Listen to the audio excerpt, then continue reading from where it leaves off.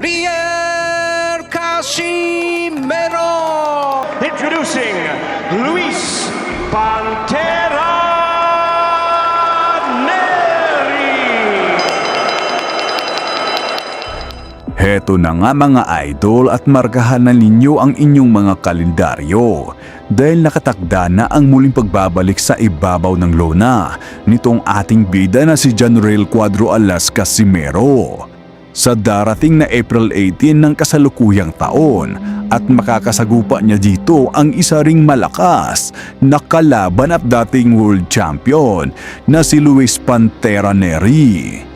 At paniguradong umaatikabong bakbakan na naman ang magaganap sa pagitan ng dalawang halimaw na boksingerong ito. Pero sino nga kaya sa kanilang dalawa ang mangingibabaw at ang tatanghaling panalo sa laban? Kaya naman heto at atin munang balikan ang huling mga laban nila. Pero bago yan, pakilike mo muna itong ating video at mag-subscribe ka na din sa ating channel. Salamat mga idol! Alright mga sir, ito at balikan natin yung naging laban nitong si General Casimero kontra dito sa hapon na si Tomizukoshi ng bansang Japan. Ayun, agresibo yung hapon dito. So yung laban na to ay ginanap sa 126 pounds sa featherweight division. Pero yung magiging laban niya kontra kay Luis Neri babalik si Casimero sa 122 pounds o junior featherweight division. Dito makikita natin malakas yung galawan ni Casimero dito. Maganda yung kondisyon niya sa timbang na to . Ang ganda ng jabs ni Cuadro Alas dun .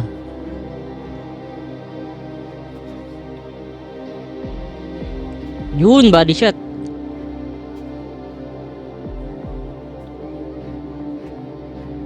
So sa pinapakita ni Casimero dito, talagang harap-harapan yung pag-atake niya no?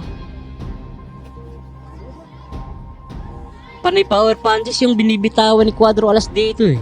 Ayun ayun, naka-counter din yung hapon .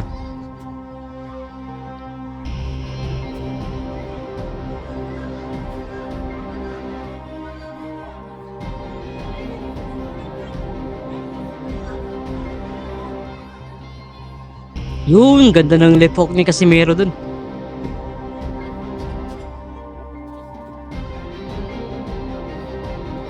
Yun, operahan na kanan. Yun yung kagandahan ni Casimero mapakaliwa o kanan man yan, parehong malalakas yung mabibigat yung mga kamao niya . Ayun yung replay, tignan natin. Sinalubong ni Mizukoshi yung kanan ni Casimero. Ayun alog na alog . Pero nakatama din yung hapon.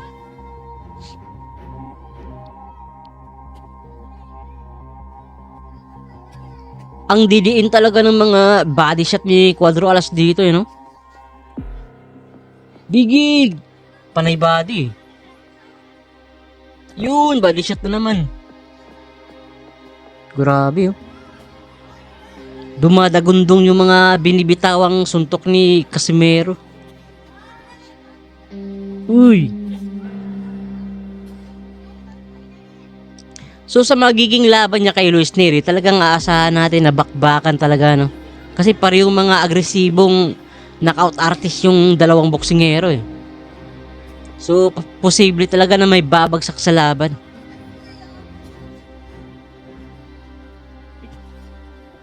Dito gumagamit ng jab si Casimero. Nakalimitan din naman niya ginagamit sa ibang mga laban niya . So dito sineset up niya kasi yung kanyang kanan . Yun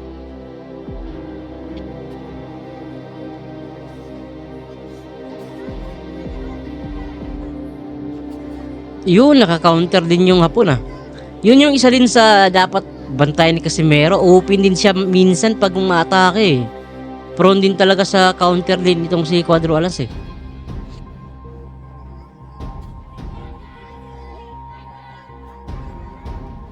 Yun.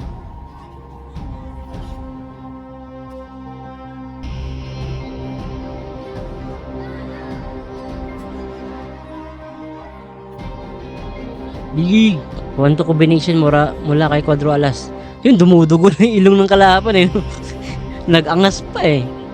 Tingnan natin yung replay mga sir. Body shot. Mga solid na body shot. Tapos, yun, naka-counter din yung Hapon dun ah. Yun.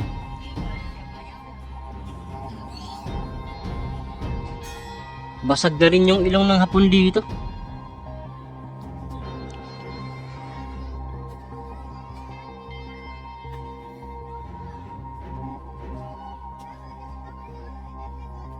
So kayo ba mga sir, ano bang prediction ninyo sa laban na to? May pag-aasa bang manalo si Casimero laban kay Luis Neri?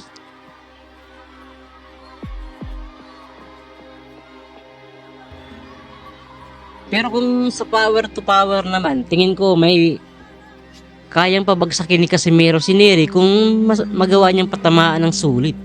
Gaya nung sa naging laban ni Inoue at Neri.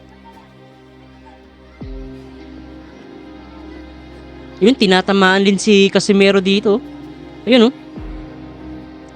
Buti nga lang hindi ganun ka bigat yung kamao nitong si Mizukoshi dito.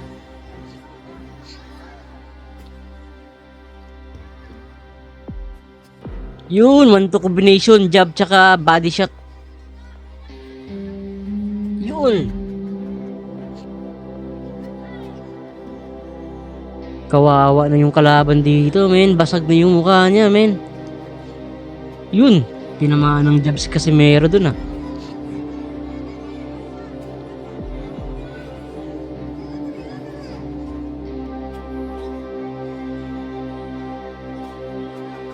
Yun, tinatamaan din si Casimero. Ganda ng uppercut. So maraming nagsasabi no na dihalo daw si Casimero kay Luis Neri. Kayo ba mga sir, ano bang prediction niyo sa laban na to?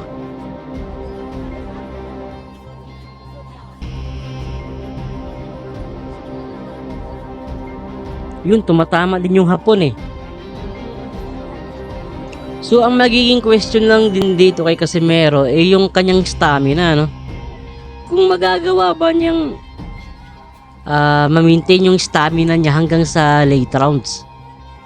Unlike dun sa naging laban niya kay yung isa pang Hapon, kay Kameda, parang naubusan ng gasolina si Casimero dun sa laban na yun. So dapat conditioning talaga magkakatalo yung magiging laban niya kay Luis Neri. Dito, so panay combination yung tumatama dito kay Mizukoshi. Ayun, sulit na kanan na naman mula kay Casimero.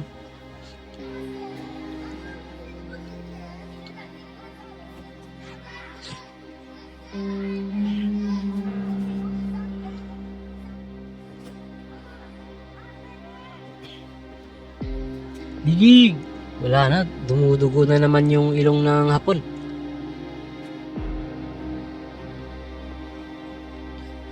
Digig! Panukat lang talaga yung jabs ni Casimero no? Hindi talaga siya, yung purpose niya hindi talaga para saktan yung kalaban eh. Panukat lang talaga eh. Para dun sa right na power punch ni Casimero. Yun, humingiti pa yung Hapon no?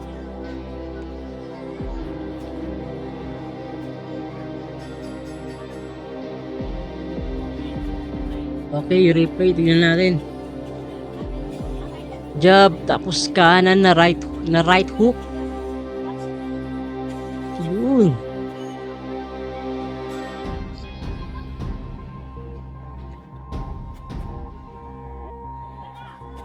Ayun, napupuruhan na naman dito yung Hapon, no? Naku, panay sulit. Ayun, bumagsak na nga. Wala na. Lamog na yung Hapon dito, men. Mukhang tatapusin na ni Casimero dito sa round na to. Bigig! Yun! Sulit combination, bagsak. 4 na kombinasyon, panay sulit na atake, no?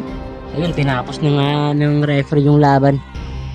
Panalo si General Casimero dito sa naging huling laban niya. 何か体がぶれたりするようなこともありません。なのでこれぐらいの距離がお互いにワンからバッとこう行くタイプ。ボディから上、左ストレート。もうはずなんですが、右、はい。ボディ。で、結構サタポンは、振ってくるような。右、ワン、ツー、スリー、4まで行きました。今のもいい連打でしたね。左のジャブ。サタポン選手の姿があります。まあ、スロー見ながら、当たってはないんですけど、ギリギリ当たりはしなかったけど、タイミングとしてはバッチリだったので、まあ、不用意にネリ選手としても行ってしまうと、右がもしかしたらこの右もそうですし、待ってる。叶う可能性が十分あるわけです。左ストレート。もう初めて見れているわけですから、すごく良さそうです。さらにボディから、上。グ合ってますね。ボディもう一回。左のフックです。やっぱりね、下に集中するとね、さあ、まあ、ダメージ的にはこれどうですかね。まあ、今日は何か倒しどころ、生きどころのそのプロの感覚みたいなものがトップどころどうなんだろうっていうのが、まあ、一つ中継を通したいいと思いますよ。えあと、こういうチャンス。狙われてるんでね。ボディ一発当てた後にこう勝負どころでいきますからね、ゴビーに見えますね。はい。パワーだけではない、勢いだけじゃないっていうその辺の、ええまあディフェンスとスピードを重視してやってきたってことですけど、はい。ちょっとその弱った生き物を見据える、なんか感覚すごいですよね。ナイスパンチですね。ですね。まあ、タイミングですけど。はい。いやボディ入っていきます。WBA アジア、まあ、地域チャンピオン、しかも4度防衛で、まずは2ラウンドは間違いなく10対8ですので、出そうとしてるって感じがしますね。やっぱ一つ、やっぱり世界違いますね、戦い方が。はい。試してる感じはありますね。かと思いましたもんね。ですね。はい。ちょっともう距離を見切られてるような、ボディのカウンター入りましたよ。ですね。で、ボディでまとめるですからね。上下しっかり打ち分けて、ボディから上。もう一回下から上地がありますね。そして落ち着いて丁寧に戦ってますね、今日は。はい。アッパー。右。おお。ここのクロスは打ち分けの感覚を持っていますね。入っていった。はい。世界ではそれできないんでね。今も相手のジャブ。第4ラウンドが、これを、この通りと思ってるんじゃないですかね。はい。まあ、いろんなフェザー級のチャンピオンがいる中で、まあ、戦いたいのはニック・モールだという風な話をしていました。まあ、比較的打ち合ってくるタイプの選手は、左ボディー、今のはタイミング良かった。ただ今、ネリもタイミング危ないとこもらいましたよ。はい。ちょっとローブローの注意があります。もう余裕持ちながら、相手のパンチももう怖さもなくなったので、もうガードもいらないっていう余裕で設定しているもの、コーセさんもこんな感じなんじゃないかなと想像されてると思うんですが、いかがですか？やっぱりこうもう無理に倒しに行かない。倒しそうですね。そうですね。ボディ。腰の入れ方になるんでね。そうですね。はい。自分の、試したい感じがすごくしてるので、得意な左のアッパー、ボディにも出てますし、あとこうやって組み立て。打ち合いになるか、ボディ。残りは1分20秒。左それアッパー。この角度の使いたところの、まあ、練習といったらあれですけど、まあ、そういうのが見えますね。今もボディ当てた後のサイドボディ。要所要所のボディが本当にこれおそらくサタポンからしたら大樹さん厄介ですよね。そうですね。あれがあるからね、右が踏み込めないんですよね。なるほど。小松さんは静かなですからね。ですね、確かに。右のタイミングを測って左ボディは狙ってますね、カウント。極めて、ボディ。このボディは相当に今変えました。左ストレート、ボディ。下から上、ちょっと効いたかな？ちょっと効いたんですかね。このね、一発じゃ効かないんです右！いいタイミングですね。サタポン返しました。連打で来るんでね。はい。この辺りも本当に、ただ右あるんですよね、サタポンも。左ではないので、はい。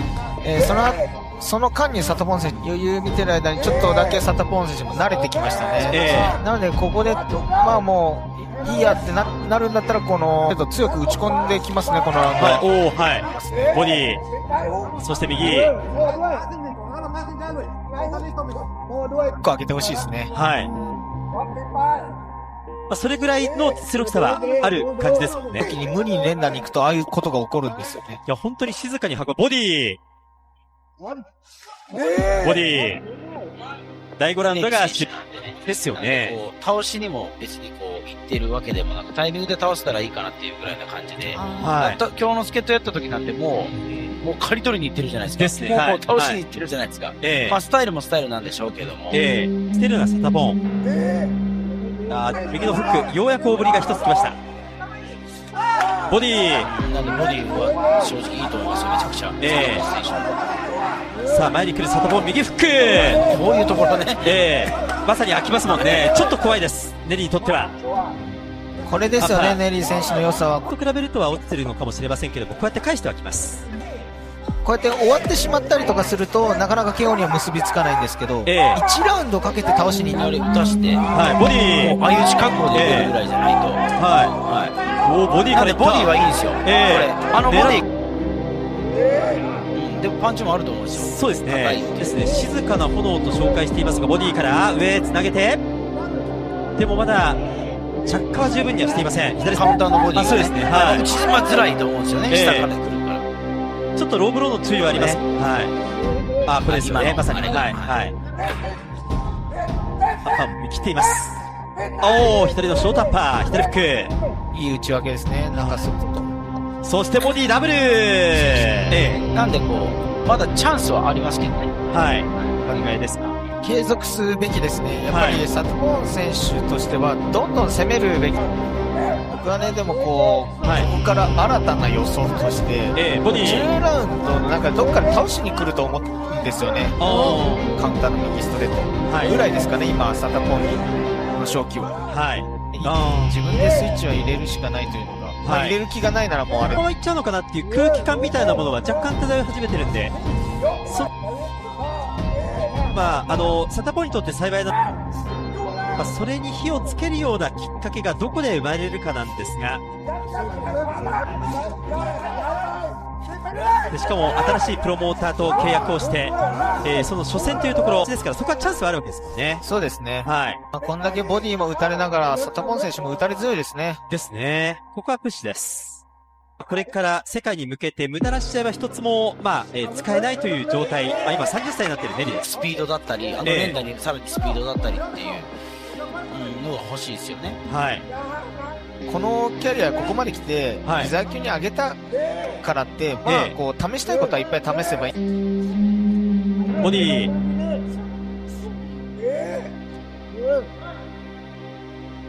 ネリーがバーッと攻めたらテンション上がって解説するわけですよね。ですね。なんかフィ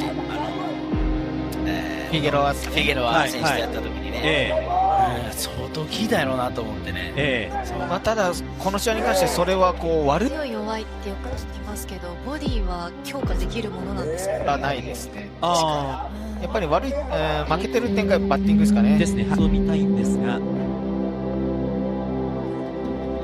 左の眉の下あたりをカットして、ここですね。